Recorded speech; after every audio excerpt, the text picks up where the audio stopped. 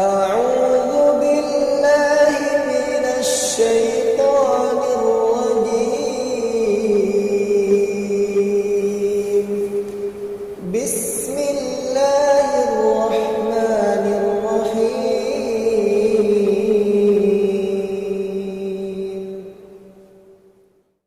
بسم الله الرحمن الرحيم. Assalamualaikum warahmatullahi wabarakatuh.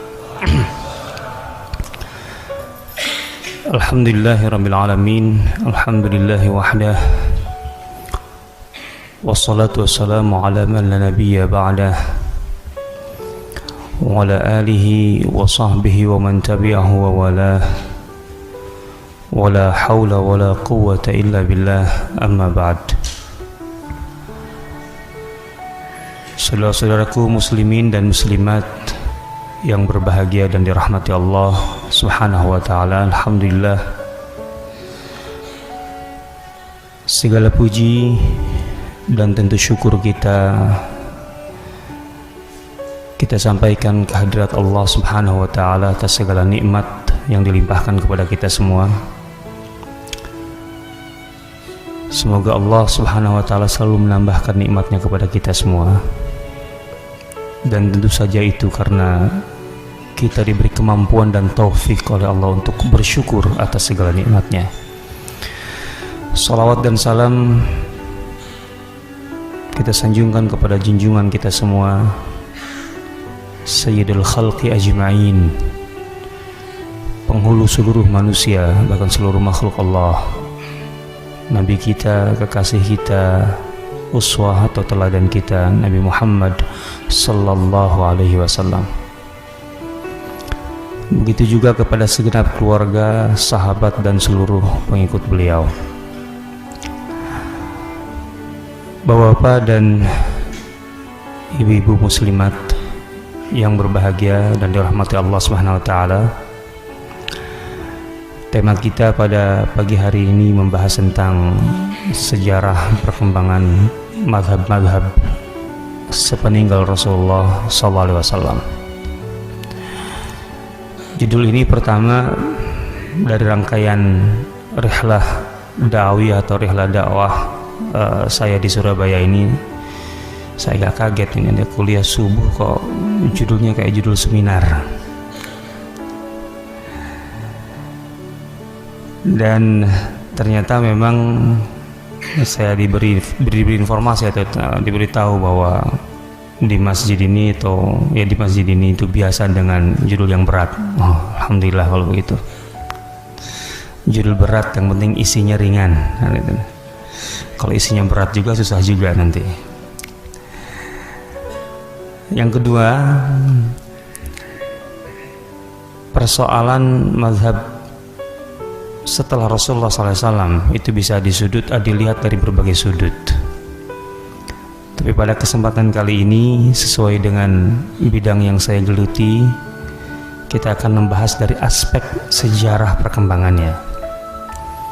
Jadi kita tidak berbicara tentang materi atau konten mazhab-mazhab ataupun perbandingan antar mazhab. Tidak, kita bicara sejarah perkembangan mazhab.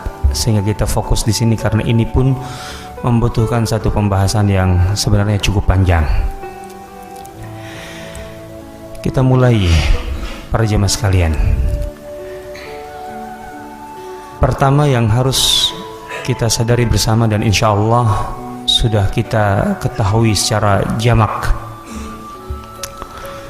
bahwa Al-Quran yang diturunkan oleh Allah Subhanahu wa ta'ala kepada umat manusia melalui Rasulnya Nabi Muhammad SAW adalah petunjuk terakhir, sekaligus sebagai penutup dari seluruh petunjuk, dan menjadi satu-satunya petunjuk bagi umat manusia sejak Rasulullah SAW diangkat menjadi Nabi dan Rasul. Itu artinya seluruh syariat para Nabi dan para Rasul sebelum Rasulullah SAW berakhir sudah masa berlakunya. Artinya turunnya Al-Quran sebagai pembatas berlakunya seluruh syariat itu. Siapapun yang ingin menjadi hamba Allah, siapapun yang ingin mengikuti petunjuk Allah dan tentu saja diterima amalannya oleh Allah, tidak mau tidak harus berpedoman kepada petunjuk yang baru dan tidak boleh lagi menggunakan petunjuk yang lama. Umat Nabi Musa alaihissalam yang mengimani Taurat dan nabi-nabi lain yang mengimani ajaran para nabi tersebut, sampai Nabi Isa alaihissalam dengan kitabnya, umat para nabi itu yang dari waktu ke waktu terus mewarisi ajaran nabi mereka yang diturunkan oleh leluhur mereka sampai masa Rasulullah SAW. Ketika menerima dakwah Rasulullah SAW, maka tidak bisa lagi menjadi orang soleh dengan ajaran yang lama. Wa man yabtaghi ghairal islami dina fala yuqbala min. Siapa yang ingin, kalau bahasa kita sekarang dinan itu jadi beragama, terjemahnya jadi simpel, tapi din intinya adalah kepatuhan kepada Allah sesuai dengan ajaran Allah. Siapa yang ingin menjadi orang saleh yang patuh kepada Allah dengan mengikuti ajaran Allah tetapi dengan selain Islam, maka fala yuqbala min, tidak akan diterima. Sesoleh apapun menurut ajaran lama, nggak bisa. Jazakumullah khair.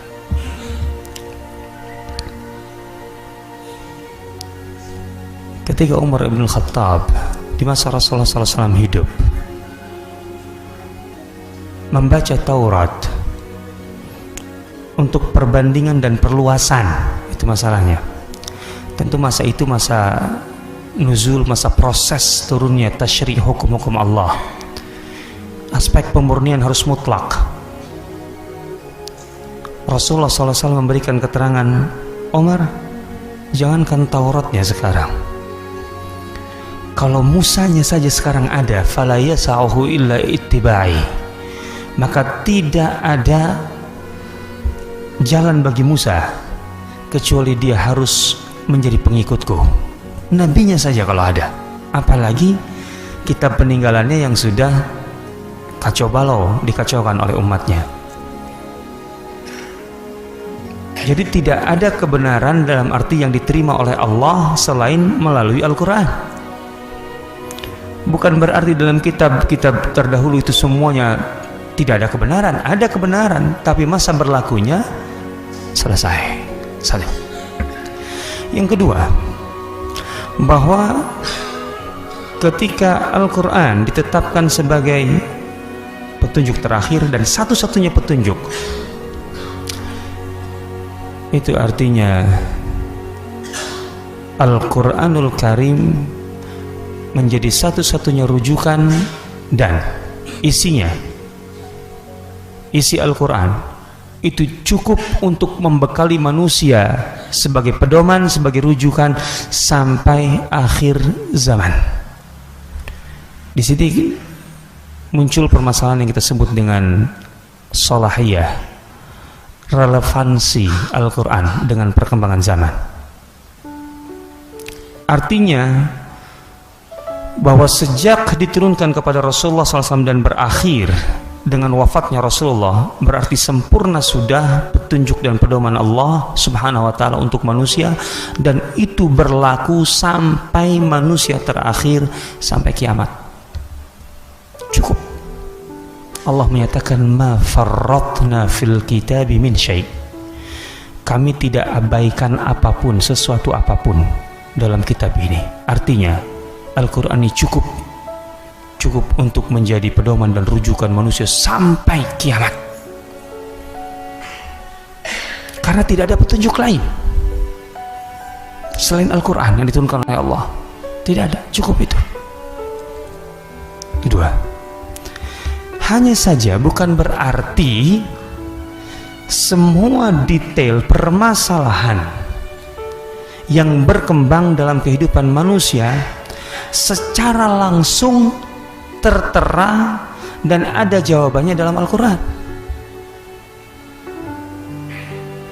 Artinya bahwa Al-Quran relevan sampai akhir zaman bukan berarti sepanjang perkembangan perjalanan hidup manusia setelah Rasulullah SAW sampai hari kiamat, semua masalah yang baru muncul itu secara detail dan secara pasti langsung ada dalam Al-Quran? Enggak. Siapa yang mengatakan itu? Itu tidak ada yang mengatakan.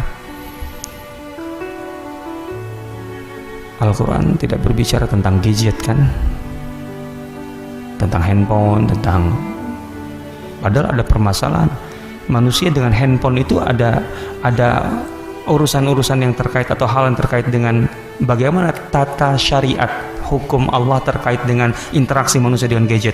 Jelas harus ada, tapi nggak kita dapatkan dalam Al-Quran. Al-Quran tidak menyebut satupun tentang handphone atau mobile phone yang kemudian dalam bahasa Arab sekarang disebut jawal. Ya karena Al-Quran bukan buku, katakanlah, bukan kitab IT, bukan kitab, itu ya. Tapi kerangka permasalahan apapun yang ada dalam kehidupan kita akan dapati dalam Al-Quran. Sehingga ketika kita ingin membahasnya atau mendapatkan bagaimana seharusnya adab, interaksi, bahkan hukum manusia atau muslim dengan perkembangan zaman itu, kita akan dapatkan landasan dan kerangkanya dalam Al-Quran. Mana? Tidak semua orang bisa mendapatkan itu. Hanya orang di level tertentu yang bisa menggali itu, yaitu para mujtahid. Artinya kalau orang, kok saya baca nggak nemu kerangka itu, ya iyalah, memang bukan di level kita yang menemukan itu. Baik, ini maksud bahwa Al-Quran relevansi. Yang ketiga, posisi sunnah Rasulullah SAW adalah menjelaskan Al-Quran. Artinya di zaman Rasulullah saja gitu, Al-Quran itu dijelaskan dengan sunnah Rasulullah SAW. Karena tidak semua ayat-ayat Al-Quran bersifat muhkam. Tidak semua ayat Al-Quran ketika dibaca otomatis permasalahan langsung clear, jelas. Ada ayat-ayat mutasyabihat. Dan ayat mutasyabihat itu artinya ayat yang lentur, bisa ditafsirkan dengan sudut pandang yang berbeda, tapi dalam sebuah kerangka yang kokoh.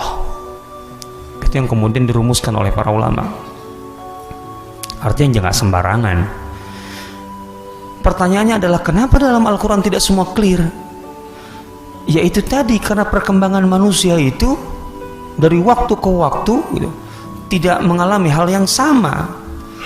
Produk-produk perkembangan manusia, budaya dan lain sebagainya itu tidak persis sama. Maka yang dibutuhkan itu adalah kerangka rujukan, bukan detail hukum ataupun aturan yang secara langsung menyebut itu. Karena di satu negeri perkembangannya A, di negeri lain B, padahal sebenarnya ada benang merahnya. Nah, kalau disebutkan satu-satu sesuai dengan produknya secara detail, akan jadi apa itu? Seperti itu. Itu pentingnya, itu hikmahnya ayat mutasyabihat. Ya.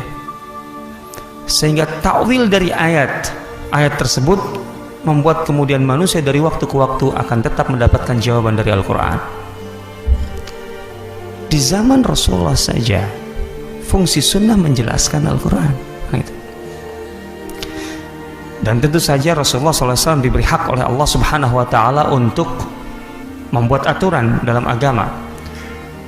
Bukan tentu atas inisiatif pribadi, enggak. Ini adalah otoritas yang diberikan oleh Allah. Wa ma atakumur rasulu fakhudhuh. Apa yang disampaikan oleh Rasul maka ambillah, wa ma nahakum anhu fantahu.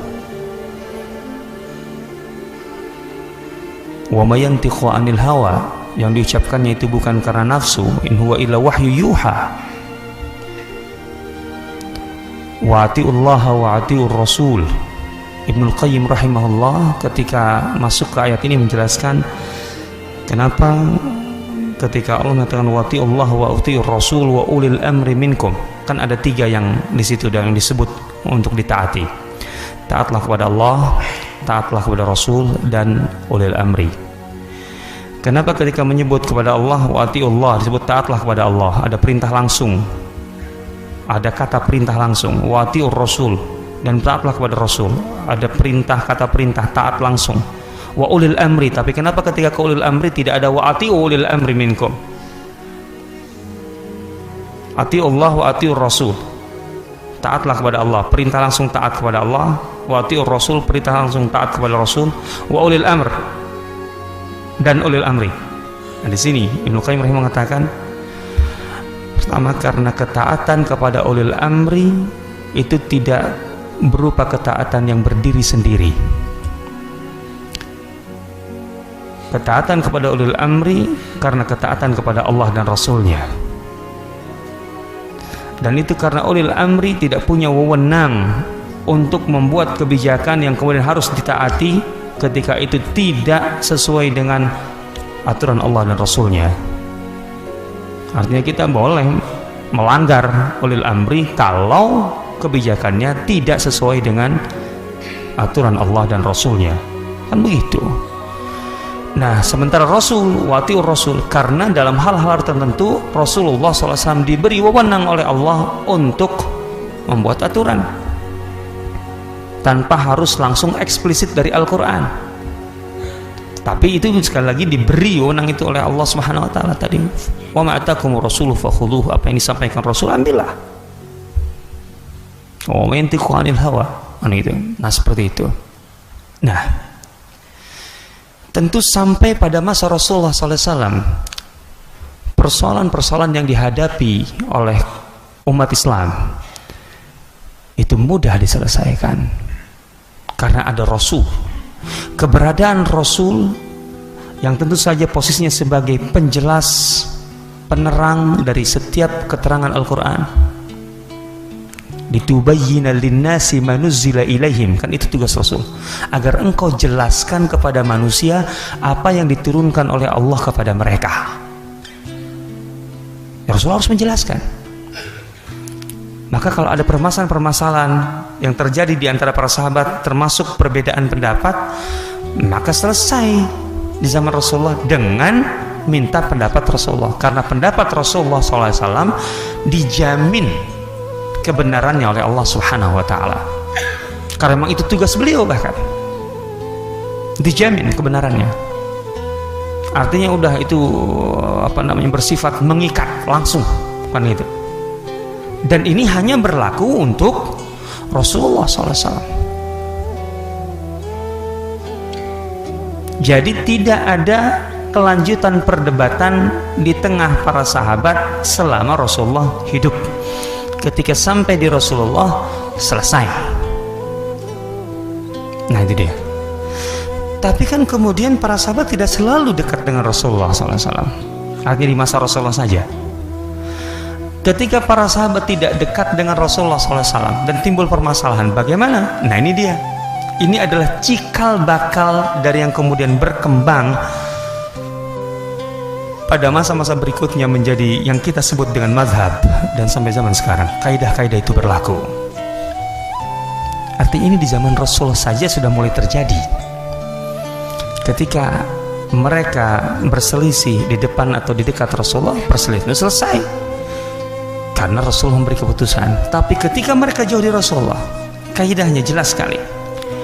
Ketika Rasulullah SAW mengutus Mu'adz ibn Jabal, seorang sahabat yang disebut oleh Rasulullah wa afqahuhum Mu'adz, dan yang paling faqih di antara sahabat-sahabatku adalah Mu'adz, sehingga Mu'adz termasuk yang diutus oleh Rasulullah SAW untuk menjadi perwakilan beliau, kalau bahasa kita secara administrasi menjadi gubernur di wilayah Yaman setelah Yaman masuk Islam. Dan itu sekitar 1 atau 2 tahun sebelum Rasulullah SAW wafat. Kan jarak jauh antara Madinah dengan Yaman. Tidak mungkin Mu'adz bin Jabal selalu bisa kontak dan konsultasi kepada Rasulullah SAW. Sarananya nggak ada. Kalau sekarang sih asik saja, tinggal telepon, WhatsApp, gitu, telekonferensi, kan gampang. Kalau zaman itu, maka Rasulullah SAW memberikan pandangan dasar kepada Mu'adz atau membingkai Mu'adz dengan landasan yang kokoh. Ya Mu'adz, bagaimana kalau engkau menghadapi permasalahan-permasalahan hukum di tengah masyarakatmu di Yaman sana? Maka Mu'adz mengatakan, aku akan menetapkannya sesuai dengan kitab Allah. Apa kata Rasulullah? Bagaimana jika engkau tidak mendapati permasalahan hukum itu dalam Al-Quran? Nah kan, berarti Rasulullah sudah memberikan landasan yang sangat kuat bahwa tidak semua masalah bisa kita dapatkan langsung jawabannya dari Al-Quran. Tidak bisa. Karena ini di tempat yang berbeda dan bukan di tempat nuzulnya wahyu. Kan wahyu hanya turun kepada Rasulullah untuk menyelesaikan dihadapi Rasulullah, tidak turun kepada yang lain. La Mu'adz di Yaman. Bagaimana kalau engkau tidak mendapatkan hukum permasalahan itu dari Al-Quran? Maka Mu'adz mengatakan bahwa aku akan menyelesaikan dengan sunnah. Nah, berarti kan di sini posisi sunnah, Al-Quran, sunnah. Terus bagaimana kalau, nah ini yang berikutnya, yang kedua. Terus bagaimana kalau engkau tidak mendapatkannya dari sunnahku? Kan habis di sini dah. Al-Quran disepakati sebagai rujukan, sunnah disepakati sebagai rujukan. Tapi kalau tidak juga dapatkan, berarti intinya Rasulullah memberikan gambaran bahwa itu mungkin terjadi. Akan muncul satu masalah di tempatmu dan itu jauh dari tempatku, engkau tidak dapatkan dalam Al-Quran, engkau tidak dapatkan dalam sunnah. Itu sangat mungkin terjadi. Nah, artinya tidak dapatkan langsung, tidak dapatkan secara tekstual, tidak didapatkan secara sharih, eksplisit, gitu ya. Maka apa kata Mu'adz? Ajtahidu ra'yi, maka aku akan berijtihad ya Rasulullah. Dan Rasulullah membenarkan itu, setuju dengan itu, karena memang Mu'adz berada di level layak untuk berijtihad. Ijtihad itu bukan istiqlal bitasyri', bukan mengatur hukum atau menetapkan hukum secara independen tanpa Al-Quran dan Sunnah, bukan. Ijtihad itu dilakukan ketika tidak didapatkan dalil hukum yang eksplisit tadi, gitu, yang tekstual tadi dari Al-Quran dan Sunnah, maka ayat-ayat Al-Quran dan Sunnah menjadi basis, gitu, dari upaya untuk menggali hukum permasalahan yang seperti itu sifatnya. Karena seorang mujtahid tentu dia menguasai Al-Quran dan Sunnah, itu masalahnya. Maka dia tidak akan dengan hawa, dengan nafsu seenaknya, enggak. Berdasarkan pertimbangan terhadap dalil-dalil Al-Quran, tentu saja yang tidak sharih, tentu saja yang tidak tekstual, dan juga sunnah Rasulullah SAW, gitu ya, yang umum-umum dan sebagainya, maka kemudian keputusannya adalah A, B, C, D, dan seterusnya. Berarti di zaman Rasulullah saja persoalan ini kan sudah muncul, dan Rasulullah SAW sudah membenarkan ini, menyetujui ini, gitu ya. Jadi ini kerangka permasalahan yang sangat mahal yang harus kita fahami bersama. Karena tentu saja keberadaan Rasulullah di tengah umatnya itu terbatas dengan usia beliau, dan itu artinya membatasi Al-Quran. Selesai sudah, ayat tidak akan bertambah. Al-Quran itu berapa ayat jumlahnya? Berapa?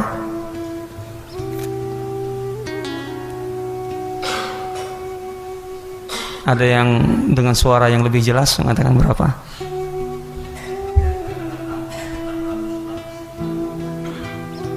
Dari mana angka itu muncul?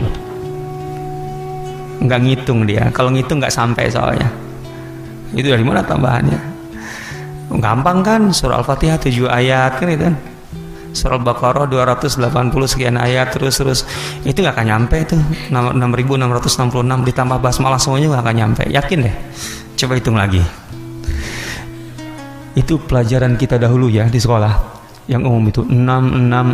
Saya juga dulu ikut aja ini, cuma dalam kemasasi pelajaran, ibarat kata pelajaran SD nggak naik gitu kan. Setelah kok nggak nyampe segitu. Baiklah, Itu PR lah, gampang kan Quran ada di tangan masing-masing. Nggak nyampe. Jadi ayat itu tidak akan bertambah dengan wafatnya Rasulullah SAW. Begitu juga sunnah Rasulullah, selesai. Sunnah qauliyah, sunnah fi'liyah, takririyah. Rasulullah tidak akan lagi berbicara, Rasulullah tidak akan berbuat sesuatu, karena kan perbuatan Rasulullah, tindakan Rasulullah, sikap Rasulullah itu menjadi hukum. Itu semua sudah berakhir dengan wafatnya beliau. Nah, ketika Rasulullah wafat, ingat di masa Rasulullah saja sudah ada perselisihan, dan itu wajar antara para sahabat. Manusia punya sudut pandang yang berbeda, cuma bisa diselesaikan dengan final pasti ketika Rasul masih hidup. Setelah Rasul hidup, tidak ada satu orang manusia yang punya wewenang dan otoritas seperti Rasulullah SAW, siapapun dia. Dan tidak ada yang bisa mengklaim bahwa kalau saya memutuskan maka pasti dijamin benarnya. Tidak ada. Abu Bakar, Omar saja tidak mau untuk diposisikan seperti itu. Tidak berani tentunya diposisikan seperti itu. Coba enggak. Sementara tentu saja dari masa Rasulullah ke masa berikutnya, permasalahan semakin melebar, semakin banyak. Apalagi kita tahu hanya 10 tahun setelah Rasulullah SAW wafat, Islam sudah merambah ke wilayah-wilayah yang sangat-sangat luas. 10 tahun dari Rasulullah wafat itu kan tahun 21 Hijriah. Tahun 21 Hijriah itu wilayah Islam sudah sampai di mana ke mana.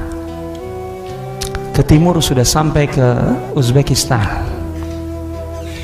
Ke barat sudah sampai ke Tripoli, Libya.